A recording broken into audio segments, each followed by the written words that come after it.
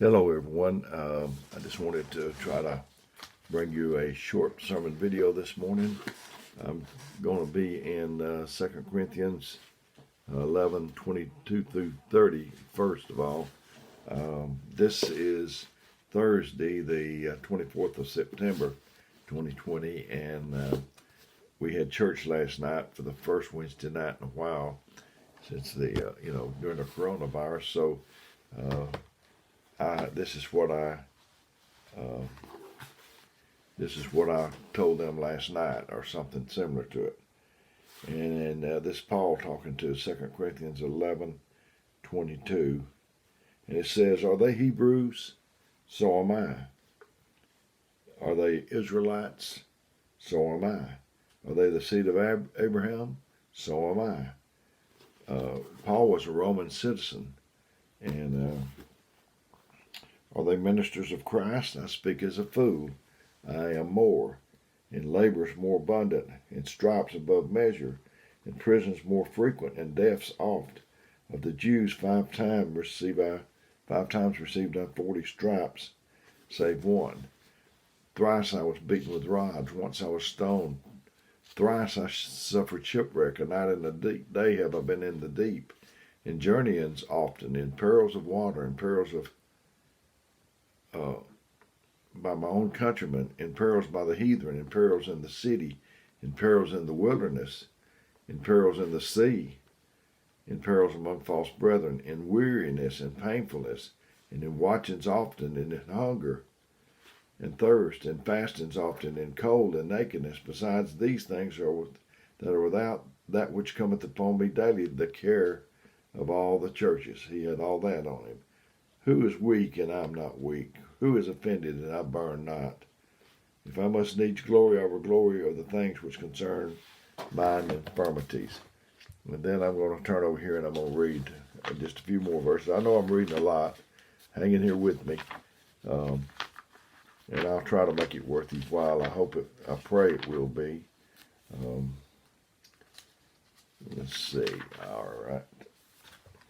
And I'm in Hebrews 11:32 through 40 in the King James Version of the Bible. And this says, it's the faith chapter. And what shall I say more? And what shall I more say? For the time would fail me to tell of Gideon, and of Barak, and of Samson, and of Jephthah, and of David, and of Samuel, and of the prophets, who through faith subdued kingdoms, wrought righteousness, obtained promises, stopped the mouths of lions, quenched the violence of fire, escaped the edge of the sword, out of weakness were made strong, waxed valiant in fight, turned to fight the armies of the aliens. Women received their dead raised to life again, and others were tortured, not accepting deliverance, that they may obtain a better resurrection. And others had trials of cruel mockings and scourgings, yea, moreover bonds, and of imprisonment. They were stoned, they were sawn asunder, were tempted, were slain with a sword. They wandered about in sheepskins and goatskins, being destitute, afflicted, tormented, of whom the world was not worthy. They wandered in deserts and in mountains and dens and caves of the earth, and these all, having tamed a good report through faith, received not the promise. God having provided some better thing for us, that they without us should not be made perfect. They had the bulls and the goats and that kind of thing, and they didn't know the Spirit of God. They heard it prophesied, but they never lived to see it fulfilled like we have. And when we get to heaven, I guess I've got a big imagination, and I'm sure you do too, but I can just imagine myself sitting down with Paul, one of my heroes. He wrote more of the New Testament than all the rest of them combined, if I'm not mistaken. He wrote a lot. And I just imagine myself, I want to see Jesus first, the hero of heroes. And it said that the pure in heart to see God, I hope to see him. But I'd like to talk to Paul.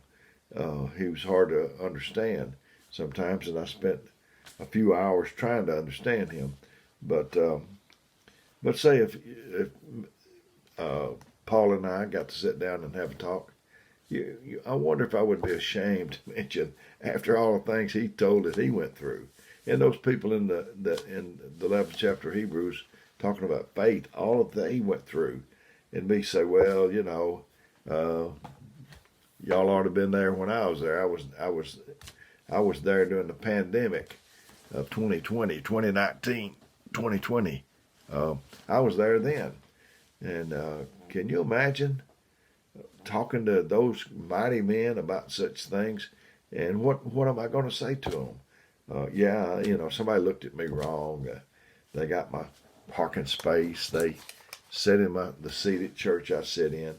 I've already did a video on being insulted and offended. And I'm just thinking that when we get up there and we talk to these men, we're going to be so ashamed. Hebrews 12:1 says, wherefore, seeing we are also compassed with such a great a cloud of witnesses, let us lay aside every weight and the sin which doth so easily beset us, and let us run the race with patience that is set before us. I used to go to ball games. I played in a band. We played at ball games, and I'm familiar with that. And they cheer, and they have things. They have people they designate as cheerleaders, and so I could just see those old men, Paul. I don't know that it's going to be that way, but I could just see them saying, "You can make it, Dale." And I know that if they made it through what they made it through,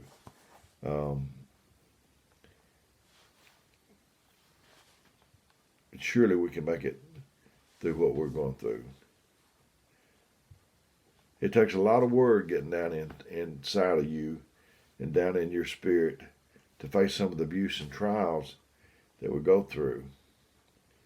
It takes the real word when you challenged, your faith is challenged to get you rooted and grounded and ready and prepared for such trials. You have to have the word until it's not just to you, but in you and grafted in. I hope this word just don't only get to you, but gets in you and in your hearts. You just have to have the word until it's just not to you, and it has to be grafted in. They're heroes among us. It could be the person sitting beside you, behind you, or in front of you, or it could be the one sitting in your seat. It could be you. I've been in, not a lot of times, but I've been in company meetings, and they'd give away something, and they'd have you check the bottom of your seat for a number they had taped on there. And if you did, you got a prize.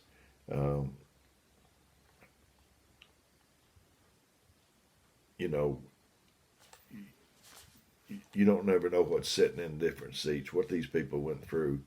The person beside you, they could be dealing with anxiety, a troubled child, a sick child, or whatever. And it's the same way when you're going down the road and people's driving crazy, which they do. It could be that way too. Terrorists are in cell groups. They could be next door. They could be in a grocery store. They're all around you. And every time you start to step up in the ways of the Lord, Satan activates one of those cell groups against you. The enemy came to kill and destroy, but God, Jesus, he came that we could have life and have it more abundantly.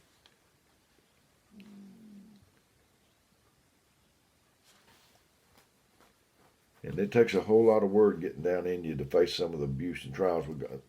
Like I say, we need to get rooted and grounded.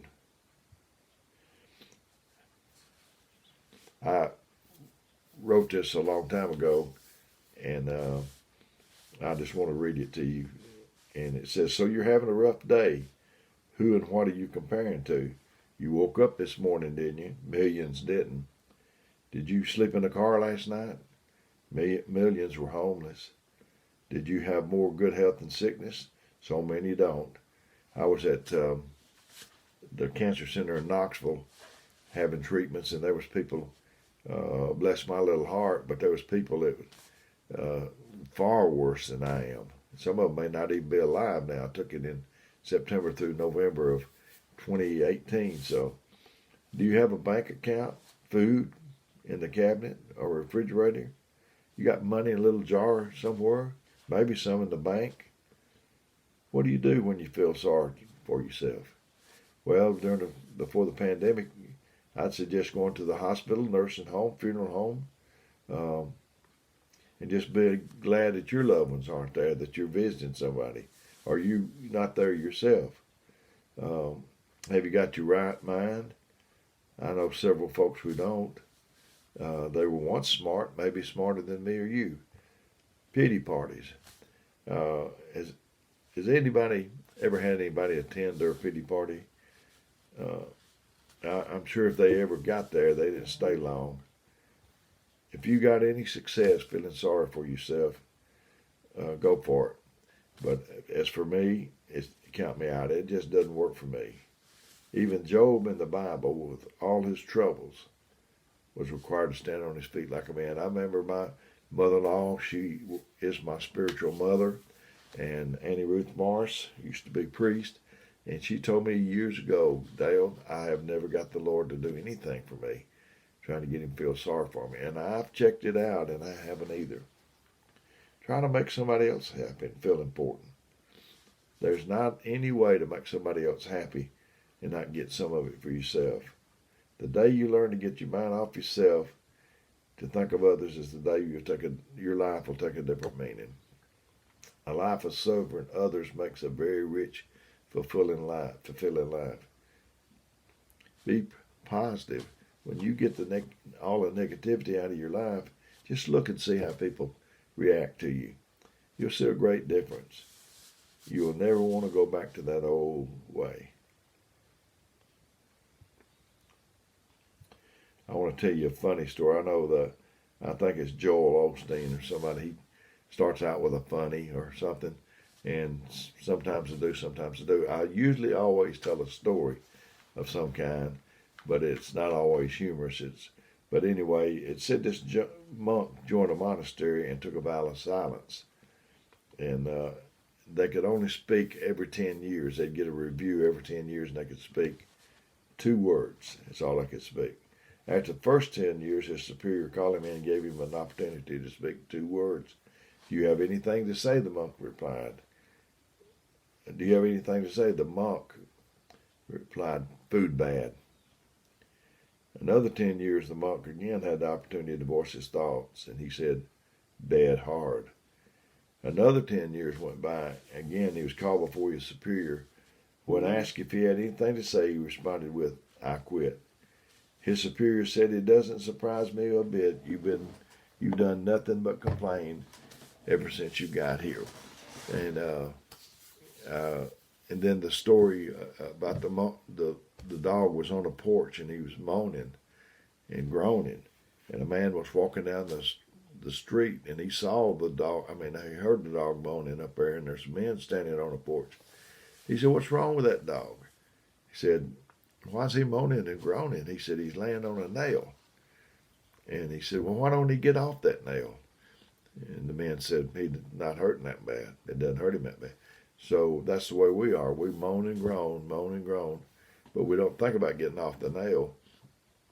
But moaning and groaning and complaining is, Brother David Jones used to talk about the 3 C's. Criticize, condemn, and complain. I believe it was his 3 C's. So they don't do me any good either.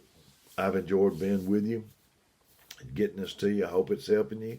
I pray that it'll be the right one. And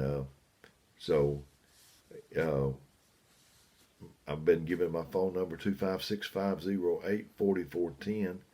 If you need me, if you call, I might not get right back to you, but I'll get back to you as soon as I can. And leave me a message if you will. Feel free to comment. So until the next time, may God bless you is my prayer.